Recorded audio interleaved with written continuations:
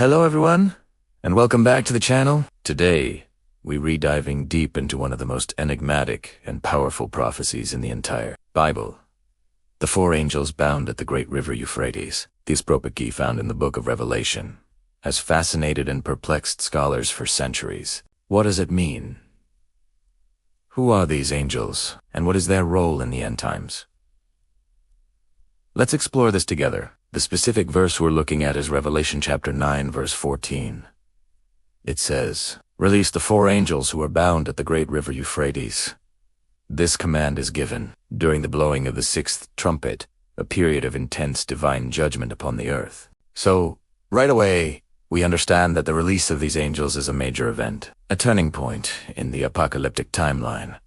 But who are these four angels? The Bible doesn't give us their names or a detailed backstory. However, the fact that they are bound suggests they are not ordinary, benevolent messengers of God. In biblical literature, binding is often associated with restraint, a holding back of powerful, often destructive, forces. Some interpretations suggest these are fallen angels, held in a specific location until a predestined moment. Their purpose, as described in the following verses, is explicitly destructive. They are released to bring about a massive wave of death and calamity. Now, let's talk about the location. The great River Euphrates. This isn't just a random geographical marker. The Euphrates River is one of the most historically and biblically significant rivers in the world. It flowed through the Garden of Eden. It was the heart of ancient, powerful empires like Babylon, a civilization that is often portrayed in the Bible as a symbol of human rebellion and idolatry. By binding these angels of the Euphrates, the prophecy links this end-time judgment back to the very cradle of ancient power and spiritual conflict. It's a powerful symbol, representing a boundary not just between nations, but perhaps between the human world and a realm of contained spiritual forces. When these four angels are finally released, the prophecy tells us what happens next. They lead a massive, supernatural army, described as 200 million strong. The description of this army is terrifying, with horses that have heads like lions, breathing fire, smoke, and sulfur. The text states that a third of mankind is killed by these three plagues. This is a judgment on an unimaginable scale, a devastating event that reshapes the world. It's a sobering reminder of the gravity of the events described in Revelation. So, what are we to make of this?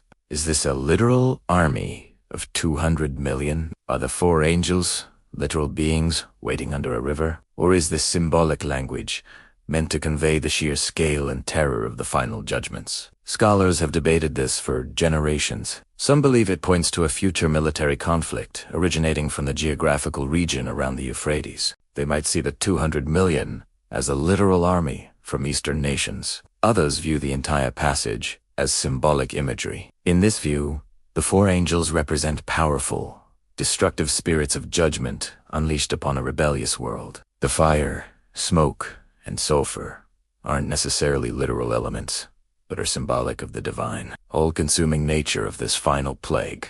Regardless of whether you interpret it literally or symbolically, the core message remains the same. The release of the four angels of the Euphrates signifies a moment when God removes a long-standing restraint. It's a demonstration that He is ultimately in control of history, even its most chaotic and terrifying moments. Tese forces bound for ages are only released at His command, for His ultimate purpose. This event is a critical part of the sequence, leading to the final confrontation between good and evil and the ultimate establishment of God's kingdom. The prophecy of the four angels is a profound and challenging part of Scripture. It serves as a stark warning about the consequences of human rebellion and the reality of spiritual warfare. It pushes us to consider the powers, both seen and unseen, that shape our world. It reminds us that history is moving towards a climax, a divinely ordained conclusion. It's a complex prophecy with layers of meaning, touching on themes of judgment, sovereignty, and the cosmic struggle that underlies our own reality.